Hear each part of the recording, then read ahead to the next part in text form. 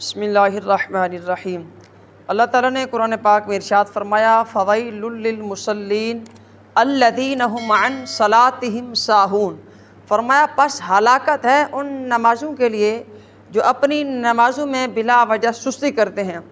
تو عزیز سامعین کرام، اس آیت کریمہ کے شروع میں لفظ ویل ہے۔ ویل ایک وادی ہے جہنم کی، بہت ہی خوفناک وادی ہے۔ تو ان لوگوں کے لیے فرمایا گیا پس ہلاکت ہے ان نمازوں کے لیے جو اپنی نمازوں میں بلا وجہ سستی کرتے ہیں۔ اس کا مطلب یہ ہے کہ کبھی نماز پڑھنا اور کبھی نہ پڑھنا، اگر پڑھنا صحیح تو صحیح وقت پر ادا نہ کرنا اور جماعت کے ساتھ ادا نہ کرنا، ایسے لاپرواہی کے ساتھ نماز پڑھنا۔ عزیز سامعین کرام، حدیث پاک میں آتا ہے حضور علیہ الصلوۃ والسلام نے ارشاد فرمایا کہ اگر کوئی شخص صحیح وقت پر نماز پڑھتا ہے تو اس کی نماز نورانی شکل میں آسمانوں کی طرف چڑھتی ہے اور یہاں تک کہ عرش الہی کے قریب جا پہنچتی ہے، اور پھر قیامت تک اس نمازی کے لیے دعا کرتی رہتی ہے، یا اللہ اس نمازی کی حفاظت فرما جیسے اس نے مجھے حفاظت سے ادا کیا۔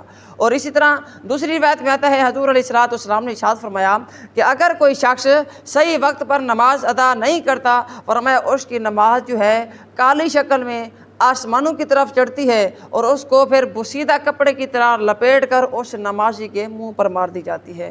لہٰذا صحیح وقت پر نماز پڑھنی چاہیے اور مسجد میں نماز ادا کرنی چاہیے۔ آج بعض حضرات ہیں مسجد میں نماز نہیں پڑھتے، بلکہ گھر جو ہے نماز پڑھ لیتے ہیں، لہٰذا یہ ان کا طریقہ جو ہے غلط ہے۔ حدیث پاک میں آتا ہے حضور علیہ الصلوۃ والسلام کی بارگاہ میں حضرت عبداللہ بن ام مکتوم جو آنکھوں سے نبینہ تھے، وہ صحابی حضور کی بارگاہ میں حاضر ہوئے، عرض کی یا رسول اللہ صلی اللہ علیہ وسلم، آپ کو معلوم ہے میں آنکھوں سے نبینہ ہوں، اور آپ کو یہ بھی معلوم ہے کہ مدینے کے جو جانور ہیں بہت زہریلے ہیں، لہٰذا آپ مجھے اجازت دیں تاکہ میں گھر میں نماز ادا کروں۔ حضور علیہ الصلوۃ والسلام نے ارشاد فرمایا قال هل تسمع حی علی الصلاۃ حی علی الفلاح، فرمایا کیا تو اذان کی آواز سنتا ہے؟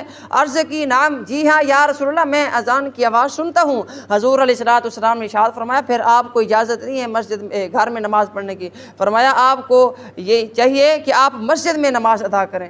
لہٰذا آج لوگوں کو بھی چاہیے کہ وہ بھی مسجد میں نماز ادا کریں، بلکہ جماعت کے ساتھ نماز ادا کریں، کیونکہ اگر کوئی شخص اکیلے نماز پڑھتا ہے تو اسے ایک نماز کا ثواب ملتا ہے، اگر کوئی شخص جماعت کے ساتھ نماز پڑھتا ہے تو اسے 27 نمازوں کا ثواب ملتا ہے۔